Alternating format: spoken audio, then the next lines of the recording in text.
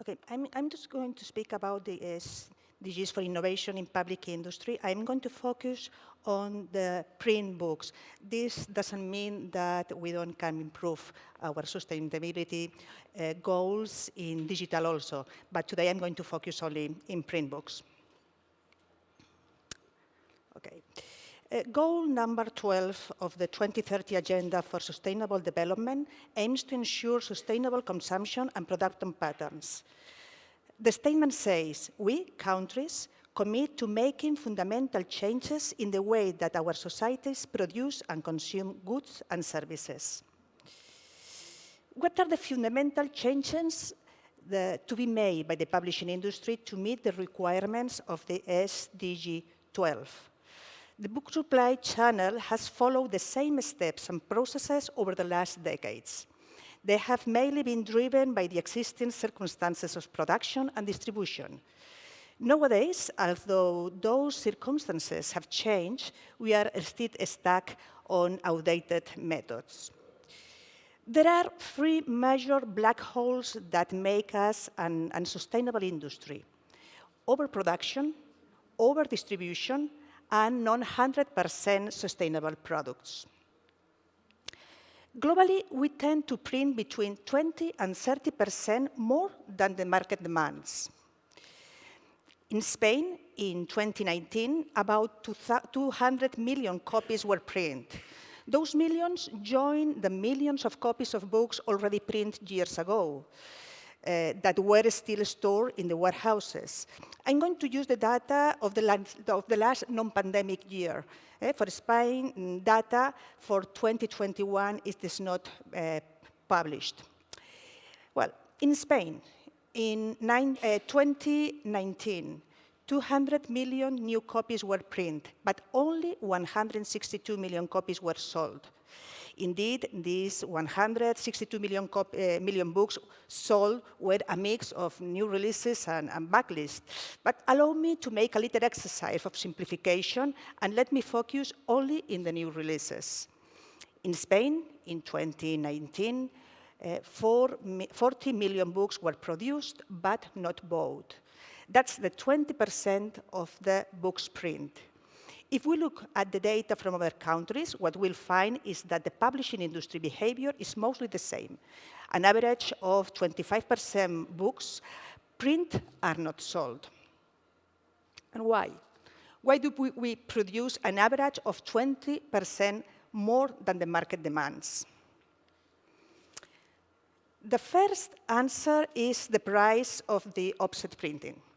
Offset is the printing method best suited for long print runs, and the one that the industry has relied on since the first quarter of the 20th century.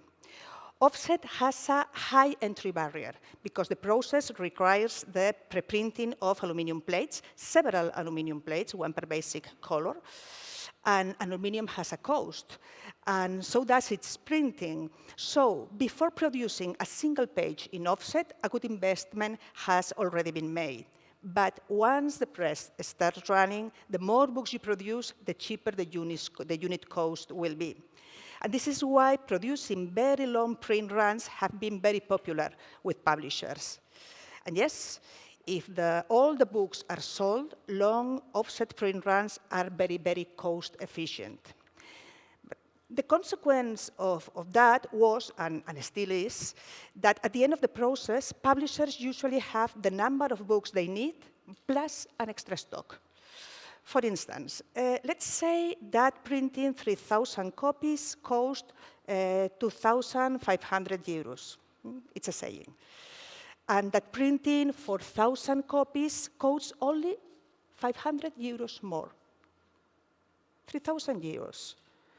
You only need 3,000 copies, but those extra 1,000 are a bargain. So you order 4,000. Even you only need 3,000 books. And this is how overproduction starts. The publisher has to deal with an extra stock that also to be placed in the bookshops. So the publisher has to push the books to the market.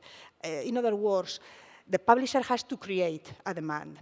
The aim is to place as many books as possible in as many bookshops as possible. And there they go, vans full of books traveling from warehouse to bookshops. But usually the demand is not expected, and many books remain unsold. In the meantime, new titles are released, titles also overproduced that need a place in the bookshops. When bookshop runs out of space, then has to return the old books to make room for new ones. And remember that in terms of publishing, all means 2 months or maybe 3 only. The vans go back to the warehouse where the books will wait for a new opportunity. If it comes, they will travel again around the country in a second or third attempt to satisfy a supposed demand. No. OK. This is the returns flow. Booksellers packing and unpacking books, and traveling vans full of traveling books going back and forth burning fuel. This is ineffective and unprofitable. Returns don't add value to the book supply chain. They subtract value from it. Returns are the consequence of overdistribution, but returns are also the consequence of the peculiar way the publishers use to finance their next titles. The publisher can charge the book placed in the bookshop even if it is in return condition. The money paid to him by the bookseller will have to be refunded when and if the book is returned, but in the meantime, it will be used to finance other books. These new books will also be placed and charged until they will be returned also, and so on and on and on. Returns are estimated at 25–30% of production, in an illogical coincidence with the number of unsold books.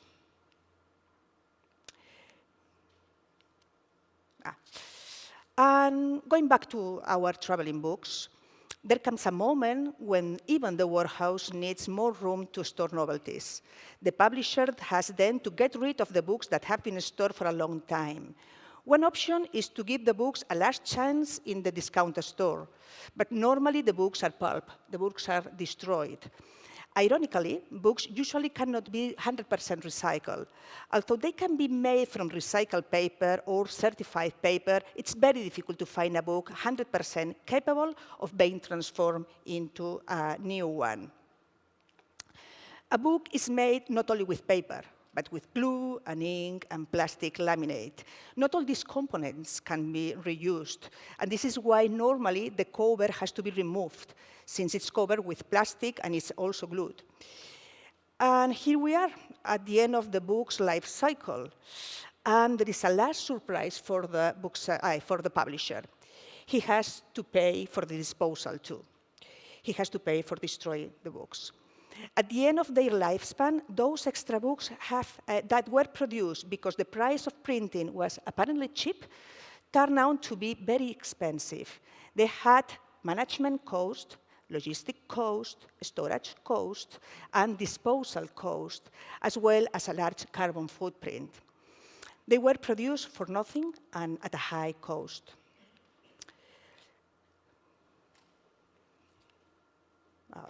So, after seeing that, what are the fundamental changes that we, the publishing industry, have to make in the way that we produce and distribute print books? Obviously, we have to produce fewer books, and we have to lower the returns. Fortunately, today we have the means to achieve that goal.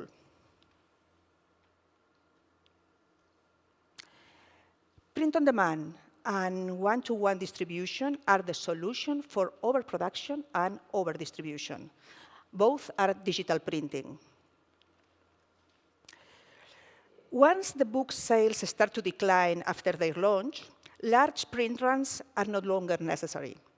Demand can be met with short or very short print runs, the quantity needed to avoid stockouts and to be able to always meet the booksellers' decreasing orders.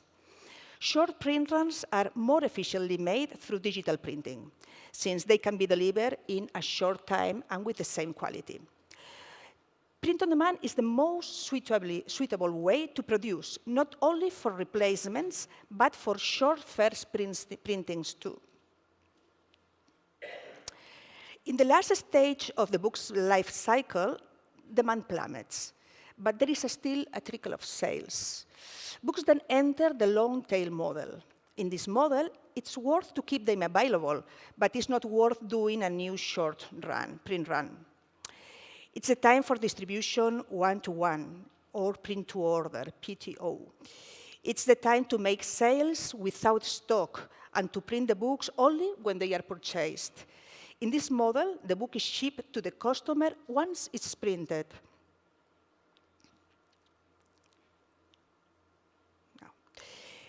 Print on demand and distribution one by one are even more sustainable when the book production is done locally. The closer, the better, to reduce the logistic cost and the carbon footprint.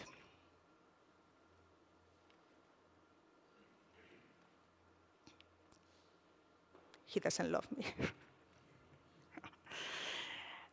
Having the metadata of the book more than 3 months in advance to its release also helps to reduce returns. Pre-sales are very useful to estimate the real demand and then to make a print run adapted to that demand. The earlier the communication of new publications, the more accurate the estimation of the number of books need. There is a widespread acceptance among all book players of the need to reduce returns. Reducing production and stocks is one action that can help. Pre-sales are good help too, but there is a third action to be taken. Return times for books must be shortened. Countries like Germany impose 6 months deadline for returning books free of charge. But in other countries, including Spain, there is a lack of regulation, which means that books can be returned anytime. In practice, distributors can contractually request a maximum of 1 year, but overall, this lack of regulation allows this bad practice continue. Therefore, digital